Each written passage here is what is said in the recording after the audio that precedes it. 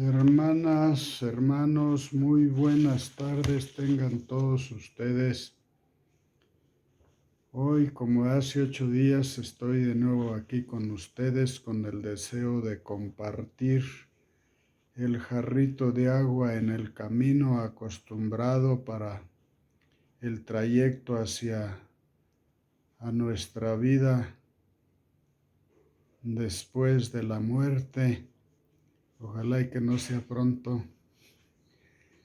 Con mucho gusto, su amigo Pepe Otilio. Recuerden, vamos a iniciar ahora con una parábola que ya conocen, ya en otra ocasión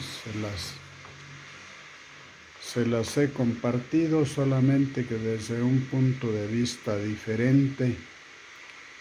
Ahora se los voy a poner desde otro punto de vista para que ustedes lo busquen en la Biblia y lo vayan leyendo con detenimiento y busquen en qué coincide con la vida de todos y cada uno de ustedes. Es la parábola del Hijo Pródigo que encontramos en el Evangelio de San Lucas, en el capítulo 15, versos del 11 al 32. Este evangelista, bueno, yo a los cuatro los admiro, pero en este en especial por su misericordia, es el apóstol de la misericordia. Dice la historia sagrada que una de las páginas de la Biblia sobre la que han rodado más lágrimas es el capítulo 15, donde se narra la parábola del Hijo Pródigo. A mí en lo personal, cuando hice mi cursillo, la primera vez que lo hice y no se vuelve a repetir, sino es que vaya uno a trabajar ahí, a llevar el cursillo, pues lo recibe uno solamente una vez en la vida. Y éramos como 60 y nada más se rodaron las primeras lágrimas en esta meditación y todos no logramos contener la necesidad de llorar también. Tal vez porque esta parábola descubre la historia de todos y cada uno de nosotros, como que el evangelista nos sabía algo. Ahí están detalladamente los pasos de la película de nuestra vida. Al leer esta parábola nos sentimos actores, pensamos en nuestra historia personal, como que alguien nos la copió. Cuando queremos que alguien se sienta a gusto en nuestra casa, le decimos: siéntase como en su casa. No hay mejor lugar que nuestra casa para sentirnos a nuestras anchas. Dios quiso que nuestros primeros padres se sintieran muy a sus anchas en la casa que les regaló lo mejor para ellos. Dice la Biblia que cuando Dios construyó la casa, o sea, el jardín del Edén, vio que todo era bueno. Se las entregó con todo amor, con ilusión, pero les dijo: crezcan y multiplíquense, dominen el mundo, pero también les advirtió algo: no coman del árbol de la fruta del bien y del mal. Desde un principio los advirtió para que sobre aviso no haya engaño. La tentación de nuestros primeros padres fue desconfiar de su Padre bondadoso, amoroso. Se dejaron convencer del maligno y pensaron que lejos del Padre o que les ocultaba algo, y creyeron que fuera de las leyes de la casa paterna podrían estar mejor. Vino la tragedia que todos ya conocemos, cuyas consecuencias seguimos sufriendo hasta nuestros días. Nuestros primeros padres abandonaron la casa de su padre y la pasaron muy mal. Yo tengo la experiencia en la familia de los 10 hermanos que fuimos, vivimos todavía 7.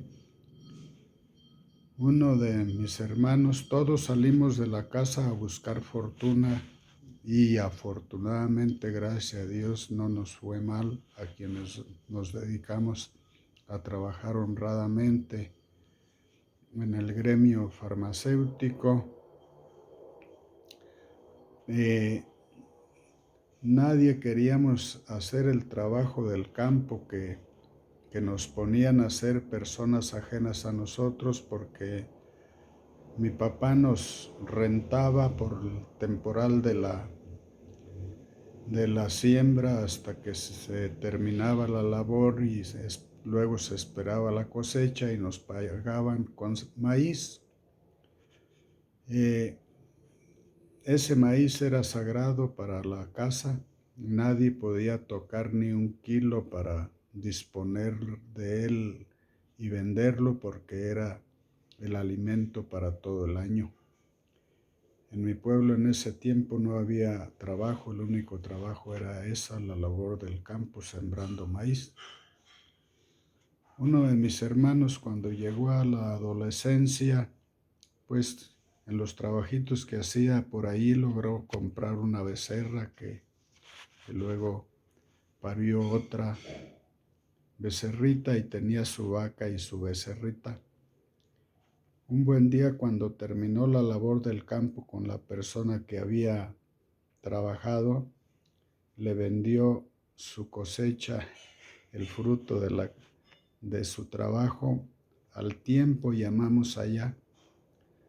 Lo vendió por adelantado, pues le pagaron, han de haber pagado barato, vendió su vaca y su becerra y se fue a escondidas de la casa.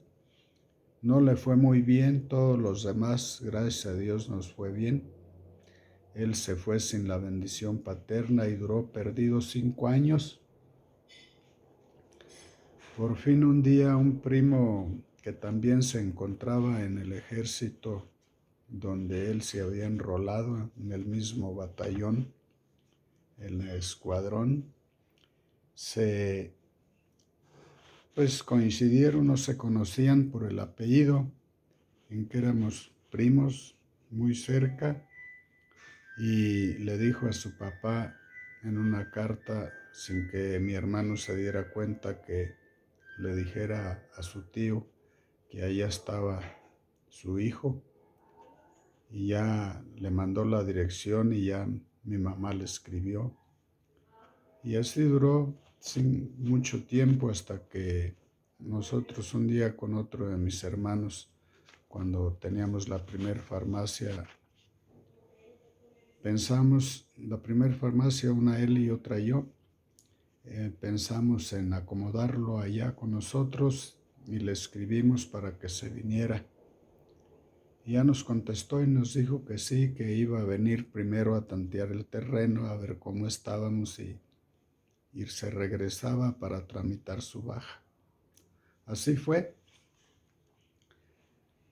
Fue a vernos y dice, no, pues ustedes aquí están bien, sí me voy a venir. Iba con el primo con el que se había encontrado allá y dice, pero nos vamos a venir los dos, nos echan a la mano a los dos. Sí, a los dos.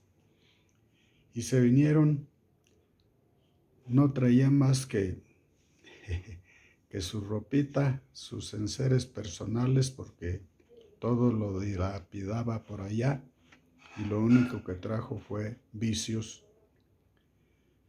No le fue muy bien de pronto porque no dejó los vicios. Muchos años duró siendo un bebedor empedernido que duraba hasta un mes en la tomada, hasta que un buen día alguien lo invitó a un retiro y regresó otro arrodillándose a todos pidiendo perdón. Cuando dio ese primer paso fue el inicio de su conversión, no ha vuelto a tomar, estoy hablando de hace más de 20 años. Pero todavía no es la persona que haya alcanzado totalmente el cambio en su vida. Esperamos que algún día recapacite y vuelva a la casa del Padre a hacer lo que antes era. Afortunadamente mis padres se fueron a la otra vida a gozar de Dios, sabiendo que su hijo por lo menos ya no tomaba. Pues bien, vamos a seguir. La casa del vecino siempre tiene una misteriosa fascinación. Cuando vamos de visita donde nuestro vecino, siempre nos presentan lo mejor y esconden lo malo. Cuando llegamos de visita se nos recibe en la sala, en la parte mejor de la casa. Todo son sonrisas y alegría. Regresamos a nuestra casa y decimos: qué bien se vive en la casa de nuestros vecinos. Desde luego, sin conocer las lágrimas, los secretos, los sufrimientos de esa casa.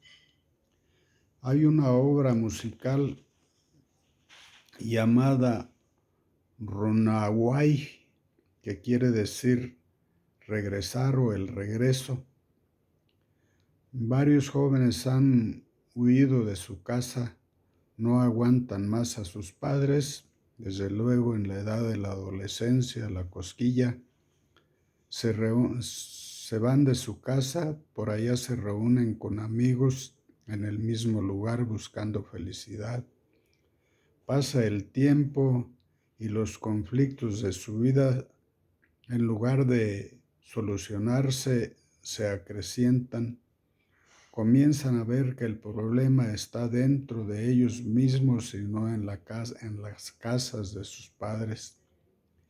Esta obra musical refleja el problema de muchos jóvenes que hace algunos años abandonaron sus casas y creyeron que lejos de sus padres encontrarían la felicidad, pero no fue así. El joven de la parábola creyó que la culpa de su insatisfacción la tenía su padre. Por eso se largó de mala manera, pidiéndole a su padre lo que le correspondía de la herencia, para luego echarle en cara si le iba mal que él tenía la culpa de su desgracia. Cuando un alcohólico dominguero llega a una cantina, los dueños lo reciben con galantería, con sonrisas no terminan de celebrar su llegada. Cuando ya está borracho y ha caído bajo la mesa, llaman a la policía para que se lo lleve. Eso nos ha sucedido a todos alguna vez en la vida. El joven de la parábola, según la misma Biblia, tuvo muchos que se llamaban sus amigos. Se habían dado cuenta de que llevaba abundante dinero en los bolsillos y pensaron en sacar ventaja. Pero cuando lo vieron en la miseria, limpio de dinero, lo dejaron abandonado. El Evangelio describe a este joven cuidando cerdos y muriéndose de ganas de comer lo mismo que los cerdos, bellotas. Un cuadro impresionante, lo más bajo, lo más degradante para un ser humano, comer lo mismo que los cerdos.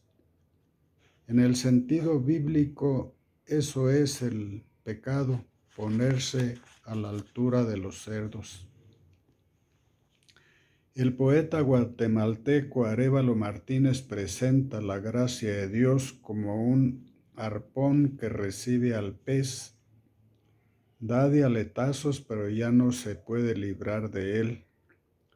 Dios siembra insatisfacción en el alma del hijo extraviado para que se dé cuenta de que lo que le prometieron no corresponde a la realidad. El rey David pasó por esta experiencia frustrante y la describió en el Salmo 32 y expresa: tu mano pesaba sobre mí y me sentía como flor marchita en el desierto. Esa mano que pesa es la voz del Espíritu Santo que Dios envía. Es una de las primeras misiones que cumple el Espíritu Santo en el individuo. Le reprocha el mal camino por el que ha enfilado para que vuelva a la casa del Padre. El libro del Apocalipsis se sirve de la figura de Jesús que insistentemente toca la puerta de la casa para que se le abra y promete cenar con la familia de la casa. No sé si ustedes habrán observado algún cuadro donde está Jesús tocando a la puerta y curiosamente la puerta no tiene chapa, no tiene candado, en otras palabras, no tiene llave. Y no tiene llave por la sencilla razón: Jesús toca porque la llave está por dentro de nosotros mismos y busca que seamos nosotros los que le abramos. Él bien que podría abrirla, pero su deseo es que nosotros le abramos la llave de nuestro corazón. El joven de la parábola, cuando se encontró hundido hasta el cuello en el pecado, con prostitutas, en orgías, cuando se vio harapiento, envidiando la comida de los cerdos, que tocó fondo, comenzó a pensar en la casa que había dejado. Allí había comida caliente, ropa limpia, el abrazo amoroso, el cariño de su padre. Pensó, si pudiera volver. Ese si pudiera depende de uno, sin ponerle plazos a Dios.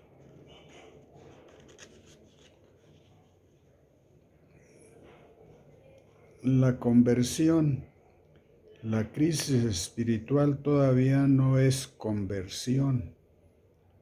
Muchos han escuchado en el fondo de sus corazones la voz insistente del Espíritu Santo, pero allí no ha pasado nada.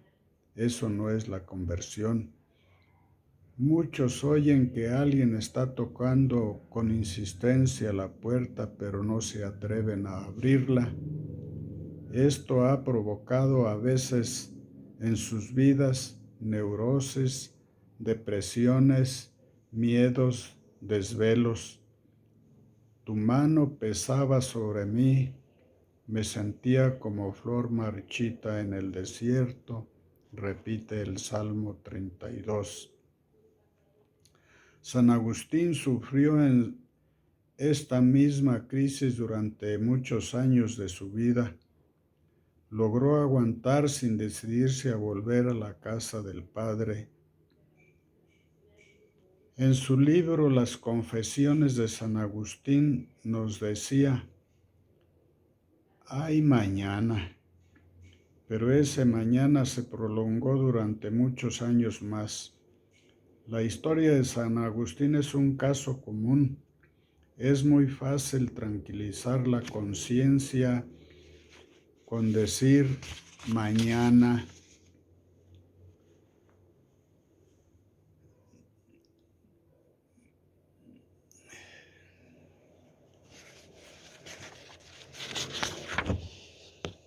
El joven de la parábola salió de su problema hasta que se dijo a sí mismo con decisión: me levantaré e iré a mi padre.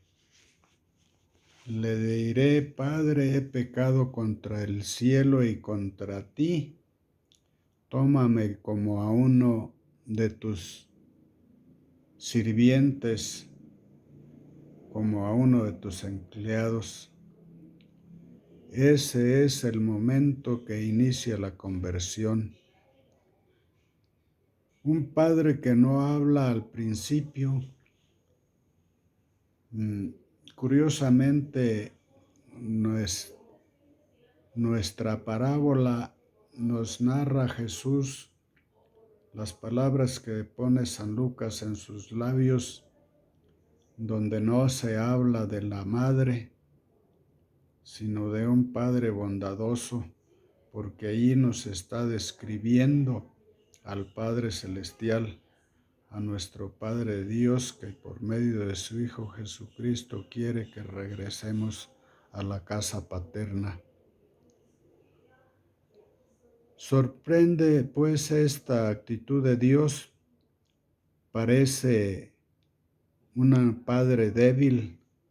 Algún padre de familia como nosotros diría: ya me escucharía mi hijo si me hiciera lo mismo. Eso pensamos y decimos todos, pero llegado el momento solo queremos estrechar al hijo que andaba ausente. Dios respeta nuestra libertad, sabe callar y esperar. Dios podría cortar el hilo de nuestra vida en el momento de nuestro pecado, pero esa no es su política. Dice la Biblia que Dios no quiere que el hombre se pierda, sino que se convierta y que se salve. Una leyenda cuenta el caso de un joven que huyó de su casa, como muchos lo han hecho. Cayó en el vicio, en la criminalidad, deshonró a su familia, a sus padres. Un buen día decidió curiosear cómo andaban las cosas por allá en su casa. Llegó en la noche. La puerta estaba abierta. Introdujo la cabeza para observar. Desde la oscuridad oyó la voz del padre que le decía: adelante, hijo, te estaba esperando. Dios es así, sabe esperar.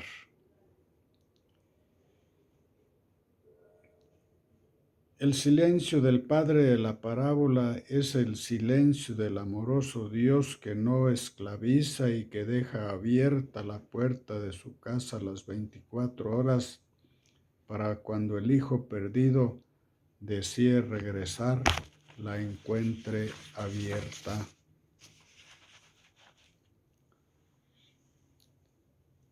La gesticulación del Padre. En la parábola son muy significativos los gestos del Padre. Él es quien primero ve de lejos al hijo que vuelve. Es el primero en salir corriendo a su encuentro y abrazar a su hijo. Nosotros a veces hablamos de que hemos vuelto a Dios como aplicándonos algún mérito en este regreso. En realidad es Dios quien se adelanta hacia nosotros para que lo encontremos. Fue Jesús quien les salió en el camino a los desconsolados y rebeldes discípulos de Maús. Provocó un encuentro con ellos. Jesús se le fue a poner también sobre el brocal del pozo a la samaritana. Jesús fue a llamar a Mateo mientras estaba encorvado sobre su mesa, cobrando los impuestos a los peregrinos, explotando a los pobres. A Dios nunca lo hubiéramos podido encontrar si antes Él no hubiera propiciado el encuentro para que regresáramos. Siempre Dios pone a alguien como provocando ese encuentro para que recordemos que tenemos la puerta abierta. El hijo que volvía se había preparado un pequeño discurso para pedir perdón. Lo había venido ensayando durante el camino, durante muchos días. ¿Cómo lo recibiría su padre? ¿Qué le diría? ¿Lo recibiría? ¿Lo aceptaría? Padre, dijo el muchacho, he pecado contra el cielo y contra ti. Trátame como a uno de tus jornaleros. El padre le tapó la boca abrazándolo. No permitió que se hincara, lo abrazó con fuerza, con rudeza, e inmediatamente se dio cuenta de los andrajos de su hijo, que venía descalzo y mugroso, sin bañar. Inmediatamente ordenó que le dieran ropa limpia, que lo bañaran, lo vistieran y que se organizara una gran fiesta porque el hijo que estaba perdido había vuelto. Santo Tomás dice que cuando vamos a confesarnos después de habernos preparado concienzudamente para confesarnos, ya estamos perdonados. Y es así, porque cuando hay verdadero arrepentimiento, el examen de conciencia debe ser verdadero también, y eso Dios lo sabe. Cuando Dios ve sinceridad, cuando ve arrepentimiento, no puede dejar de abrirnos la puerta de su casa y de alegrarse. Esta no es teoría que nos hayamos inventado. El mismo Jesús fue quien afirmó que en el cielo hay más alegría y hay más fiesta cuando un pecador se convierte que cuando 99 no se arrepienten porque no sienten necesidad del arrepentimiento, se creen santos. El hijo pródigo insistía ante su padre que lo tratara como a uno de sus jornaleros. Una de las cosas que nos cuesta más aceptar es el perdón de Dios. Machaconamente insistimos en recordar nuestros pecados. El Padre nos dice que dejemos de pensar en tonterías, nada de ser jornaleros. Él no acostumbra a tratar a sus hijos como si fueran jornaleros. Él quiere que sus hijos se sientan en su casa con sandalias, con ropa limpia y con el anillo de autoridad en el dedo. Seguramente Jesús insistió tanto en estos detalles del padre que se afana en no dejar hablar a su hijo y en llevarlo a empujones hacia adentro para que nos dejemos también nosotros perdonar, para que no pretendamos que nos trate como a jornaleros, sino como a hijos. San Pablo, que había sido un hijo pródigo, aceptó el perdón de Dios. Lo narra en su carta a los romanos. Dice, recalcando que no hemos recibido espíritu de esclavos para tener miedo, sino de hijos, y para ser coherederos y hermanos con Cristo, con el mismo derecho de herencia que el Hijo. Lo pueden ratificar en la carta a los Romanos en el capítulo 8, en el verso 4.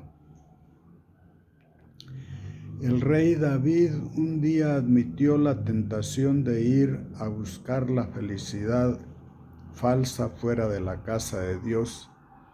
Cayó embreado en grave pecado, cayendo en el adulterio. Durante un año permaneció envuelto en un marco de falsa felicidad. Creía ser feliz, pero no era así, hasta que el Señor tocó su corazón, le puso como medio al profeta Natán, que le talló en la casa la situación de pecado en la que vivía. Cayó de rodillas frente a Natán, David, y después de pasar por esta trágica experiencia, escribió el salmo llamado Miserere mei Deum, misericordia Dios mío. Escribió también el Salmo 84, que en el verso 10 nos dice: más vale un día en tus atrios que 1000 fuera de ellos.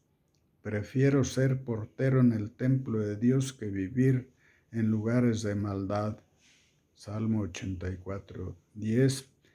El atrio para nosotros en nuestro tiempo pues es otra cosa, pero en los judíos el atrio es el lugar donde no se les permite entrar a los que, rechazados según los judíos por Dios, a las mujeres, a los